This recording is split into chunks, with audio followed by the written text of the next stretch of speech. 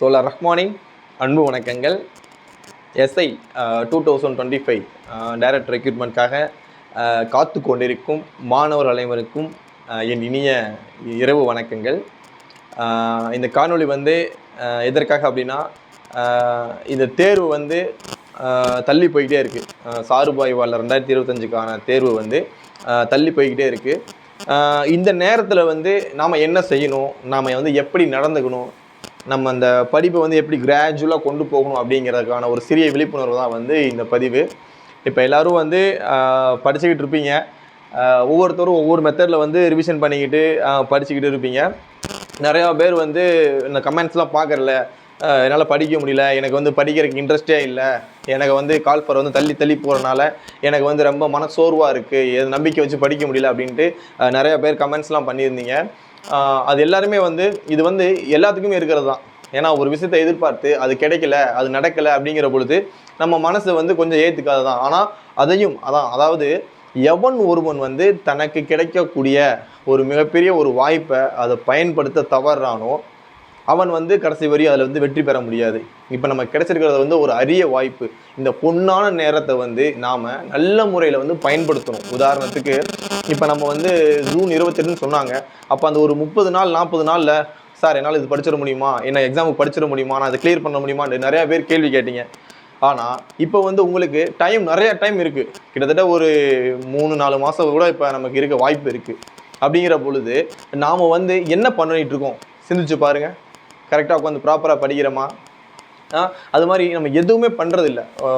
சொல்லப்போனால் புக்கே நம்ம எடுக்கிறதில்ல, எடுத்தாலும் ரிவிஷன் பண்ணுறது கிடையாது. படித்தது தானே பார்த்துக்கலாம்டா அப்படிங்கிற ஒரு அசால்ட் உங்கள் எல்லாத்துக்குமே வந்துருச்சு. முடிஞ்ச அளவுக்கு சொல்லிட்டேன், இந்த கிடச்சிருக்கிற இந்த நேரத்தை, பொன்னான வாய்ப்பை நல்ல முறையில் நீங்கள் பயன்படுத்தணும்.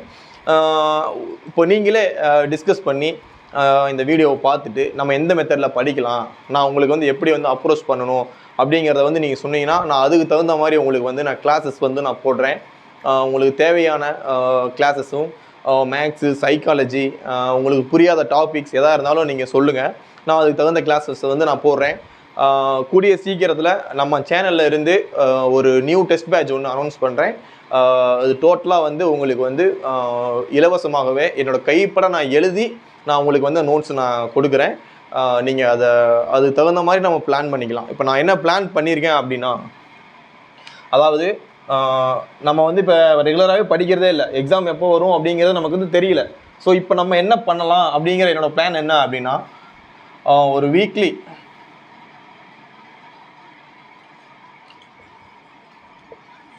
டெஸ்ட் பிளான் பண்ணியிருக்கேன். எப்படி அப்படின்னா, நான் ஒரு வீக்லி ஒரு 3லேருந்து ஒரு 4 சப்ஜெக்ட் எடுத்துக்கிட்டு அதில் முக்கியமான, அதாவது ஹை ஸ்கோரிங் சப்ஜெக்டாக ஒரு 4 லெசன் நான் உங்களுக்கு கொடுக்குற மாதிரி, ஒரு 4லேருந்து ஒரு 3 to 4 லெசன் உங்களுக்கு நான் கொடுத்து, அந்த 4 லெசனில் உங்களுக்கு அதுக்குண்டான கொஸ்டின், அதுக்குண்டான ஆன்சர்ஸ் எல்லாமே கொடுத்துருவேன். நீங்கள் அதை படிச்சுட்டு லைவ், நம்ம லைவ் முடிஞ்ச அளவுக்கு லைவ் கண்டக்ட் பண்ணி பார்த்துக்கலாம். கொஞ்சம் ஃபோன் ப்ராப்ளமாக இருக்கனால லைவ் என்னால் வர முடியறதில்ல. ஸோ அதையும் கொஞ்சம் கரெக்ஷன் பண்ணிவிட்டு என்னால் முடிஞ்ச அளவுக்கு நான் லைவில் கொஸ்டின்ஸ் நம்ம டிஸ்கஸ் பண்ணலாம். இது அடுத்து நம்ம என்ன படிக்கலாம், நம்ம என்ன படிக்கணும் அப்படிங்கிறத நம்ம டிஸ்கஸ் பண்ணலாம். இந்த வீக்லி ஒரு 3லேருந்து ஒரு 4 லெசன், இந்த 4 லெசனை நீங்கள் படிச்சுட்டு அதுவே ரிப்பீட்டடாக ரிவிஷன் பண்ணிக்கிட்டோம். ப்ளஸ் சைக்காலஜியில் ஏதாவது ஒரு டாபிக், கவர் பண்ணிக்கிட்டு, தமிழில் கொஞ்சம் அப்படியே லைட்டாக டச் பண்ணி, ஆனால் தமிழ் டச் பண்ணி ஆகணும். டச் பண்ணால் மட்டும்தான் நம்மளால் பயம் இல்லாமல் போய் எக்ஸாம் அணுக முடியும். நான் என்ன சொல்கிறேன்னா, பயிற்சி களத்தில் நீ வியர்வை சிந்தலை அப்படின்னா போர்க்களத்தில் நீ ரத்தம் சிந்தணும். நீ நல்லா படித்து நல்லா ரிவிஷன் பண்ணி வச்சுட்ட அப்படின்னா 140 கொஸ்டினை போய் உட்காந்து டக்கு அடித்து முடிச்சு தூக்கி போட்டு, ஜிகேவை முடிச்சு தூக்கி போட்டு, அடுத்து மிஸ்டர் டேக்கிற சைக்காலஜி அழகாக போட்டுட்டு எக்ஸாம் கிளியர் பண்ணி வந்துட்டே இருக்கலாம். யாருக்கும் நீ பயப்படணும், யாருக்கும் அடி பண்ணிடணும் அப்படிங்கிற அவசியமே இல்லை. நீ எவ்வளோக்கு எவ்வளோ இந்த நேரத்தில் இந்த இடத்துல நீ எவ்வளவுக்கு எவ்வளோ நீ முடிஞ்ச அளவுக்கு ப்ராக்டிஸ் பண்ணுறியோ அந்த அளவுக்கு உன்னோட உயர்வு அதிகமாக இருக்கும். நாட்களை முகமது அலி சொல்லுவாங்க, நாட்களை வீணாக்காதீர்கள், நாட்களை எண்ணாதீர்கள், நாட்களை பயன்படுத்துங்கள், ஒவ்வொரு நாளும் பயன்படுத்துங்க. நான் என்ன சொல்கிறேன்னா, 24 மணி நேரம் நமக்கு இருக்குது. இல்லை பார்ட் டைமாக படிச்சுக்கிட்டு வேலைக்கு போய்கிட்டும் படிச்சுக்கிட்டு இருக்கவங்க இருக்காங்க, ஃபுல் டைமாக படிக்கிறவங்க இருக்காங்க. இப்போ காவலர்கள்லாம் பார்த்துக்கிட்டோம்னா வச்சுங்களேன், அதில் இருந்துக்கிட்டு எஸ்ஐக்கு படிக்கிறவங்க நிறைய பேர் இருக்காங்க. அவங்களுக்குலாம் வந்து பார்த்துட்டோம்னா என்னால் முடியல, என்னால் கஷ்டமாக இருக்குது, என்னால் படிக்கவே முடியல, படிக்க எடுக்கணும்னு தோணலை அப்படிங்கிற சிந்தனையை வந்து கொஞ்சம் மாற்றி நீ வந்து டெய்லி நிறையா படிக்கணும். ஒரு குறிப்பிட்ட அதாவது ஒரு 2 மணி நேரம், காலையில் ஒரு 1 ஹவர், நைட்டில் ஒரு 1 ஹவர், 2 ஹவர்ஸ் மட்டும் டெய்லி படிச்சுட்டே வாங்க. அதோட ரிசல்ட் வந்து உங்களுக்கு வந்து மிக பெருசாக இருக்கும். எப்படி அப்படின்னு கேட்குறீங்களா? எப்படி அப்படின்னா, நீங்கள் ஒரு பழக்கத்தை வந்து ஒரு செயலை வந்து பழக்கமாக நீங்கள் கொண்டு வரும்பொழுது, ஹேபிட்டாக அது மாறும் பொழுது, நீங்கள் ஆட்டோமேட்டிக்காக வந்து அதில் டைம் வந்து இன்க்ரீஸ் பண்ண ஆரம்பிப்பீங்க. இப்போ உங்களுக்கு காலையில் எக்ஸசைஸ் பண்ண முடியல, என்னால் எந்திரிச்சு போக முடியல அப்படின்னா, ஃபஸ்ட்டு எந்திரிச்சு சும்மா ஒரு 5 நிமிஷம் ஒர்க் அவுட் பண்ணுங்கள். ஒரு தண்டால் போடுங்க, ஒரு புல்லப்ஸ் போடுங்க, உங்களுக்கு என்ன வருதோ அதை பண்ணுங்கள், ஒரு சிட்டப்ஸ் போடுங்க. இதை டெய்லி பண்ணிகிட்டே இருக்கீங்க, ஒரு வாரத்துக்கு பண்ணுறீங்க அப்படின்னா உங்கள் மசில்ஸ் எல்லாம் செட் ஆயிரும். உங்களுக்கு என்னடா 5 நிமிஷம் பண்ணுறோம், நம்ம அதுக்கு தான் இருந்தோமா, நம்ம அவ்வளோதான் வேல்யூவா அப்படின்ட்டு உங்களை வேல்யூ பண்ணிக்கிட்டு இன்னும் நீங்கள் வந்து இன்க்ரீஸ் பண்ணுவீங்க. அதே மாதிரி தான் ஸ்டடியும்.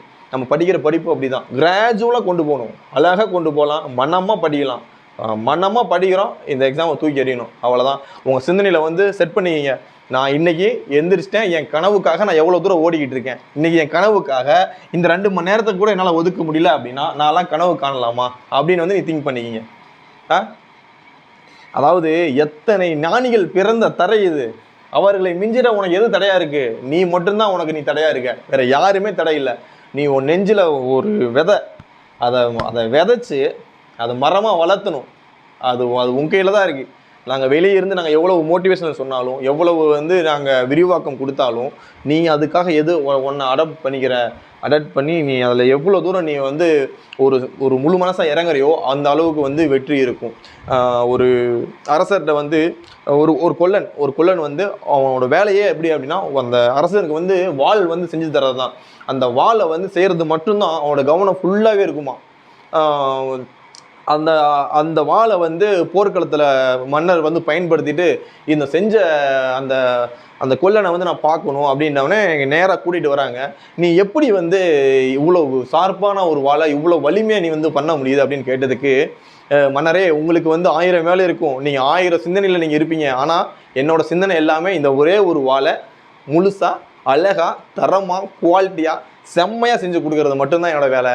நான் இந்த வேலையை பார்க்கும் பொழுது என் மனம், என்னோடய சிந்தனை, என்னுடைய உடல் நாடி நரம்பு எல்லாமே இதில் மட்டும்தான் இருக்கும், எந்த விதமான டிஸ்ட்ராக்ஷனும் இருக்காது. நான் அதில் வந்து கவனம் செலுத்தி அருமையான வாழை உங்களுக்காக நான் பண்ணுவேன் அப்படிங்கிறது மட்டும்தான் என் மைண்டில் ஓடிக்கிட்டு இருக்கும். நான் அதனால தான் இந்த வாலில் வந்து என்னால் அக்செப்டாக இருக்க முடியுது என்னால் அப்படின்ட்டு அந்த கொல்லன் சொன்னதும் மன்னர் வந்து வாயடைச்சு போயிடுறாரு. அது மாதிரி தான் நம்ம ஒரு செயலை வெற்றி அடையணும் அப்படின்னா முழு மூச்சில் இறங்கணும். சும்மா ஏனோ தானோன்ட்டு படிக்கிறது, ஏனோ தானன்ட்டு நானும் ஆக போகிறேன், நானும் பண்ண போகிறேன் அப்படின்ட்டு வாயில் சொல்லிக்கிட்டு அப்படியே காலத்தை ஓட்டிக்கிட்டு நேரம் கிடைச்சும் அதை வேஸ்ட் பண்ணிக்கிட்டு அப்போல்லாம் இல்லாமல் உங்களால் எவ்வளவு முடியுதோ முயற்சி எடுங்க. இதுதான் வாழ்க்கை, இதுதான் லாஸ்ட் சயின்ஸ்டான்னு உட்காந்து படிக்க ஆரம்பிங்க. நம்ம தட்டி தூக்கலாம். உங்களுக்கு சப்போர்ட்டாக நான் என்றைக்குமே இருப்பேன். இந்த தோழர் ரஹ்மான் வந்து உனக்கு என்றைக்குமே சப்போர்ட்டாக இருப்பேன். கண்டிப்பாக என்னால் எவ்வளோ முடியும் அவ்வளோ உங்களுக்கு நான் சப்போர்ட் கொடுக்குறேன். உங்களுக்கு தேவையான விஷயங்களை வந்து நான் கொடுக்குறேன். நீங்கள் நல்லா படிங்க. எல்லோரும் மேலே உயர்ந்து வரணும், மேலே உயர்ந்து பறக்கணும். அது மட்டும்தான் நம்ம எய்மாக இருக்கணும். நீங்கள் நல்லபடியாக நீங்கள் படித்து நீ ஒரு நல்ல தகுதிக்கு வந்ததுக்கப்புறம் இன்னும் உங்களை போன்ற இந்த எக்ஸாமுக்காக படிக்கிறவங்களுக்கு, ஏழை குழந்தைகளுக்கு, மக்களுக்கு, வயதானவர்களுக்கு வந்து நீங்கள் வந்து பணி செய்யணும். அது வந்து ரொம்ப முக்கியமான ஒரு விஷயம். நம்மளோட அதாவது கட்டுறதோடு வந்து நின்றக்கூடாது. நம்ம வந்ததுக்கப்புறம் இன்னும் நிறைய பேர்த்த உருவாக்கணும் அப்படிங்கிற எண்ணத்தோடு இது தொடங்கப்பட்டிருக்கு. நீங்களும் அதே மாதிரி தான் வருவீங்கிற ஒரு நம்பிக்கையோட, ஒரு ஆசையோட நான் இந்த பதிவெல்லாம் பதிவு பண்ணுறேன். என்றைக்கும் வந்து நீ நல்லா யோசிச்சுக்குங்க. நம்ம மனிதனாக பிறந்தவன் வந்து பயனின்றி அழியக்கூடாது. நீ பிறந்துட்ட, பயன் இல்லாமல் நீ செத்துடக்கூடாது. நீ எல்லாத்துக்கும் பயன்படணும். யாருக்காவது ஒரு ஆளுக்கு நீ பயன்பட்டு தான் ஆகணும். அது எப்படிங்கிறத நீ பிளான் பண்ணிக்க. உட்காரு, இதான் ஃபிக்ஸ் பண்ணு, தட்டி தூக்கிட்டு போயிட்டே இரு, அவ்வளோதான். வேறு எதுவுமே இருக்கக்கூடாது. அது எப்படின்னா ஒரு நல்ல சிந்தனை தான்.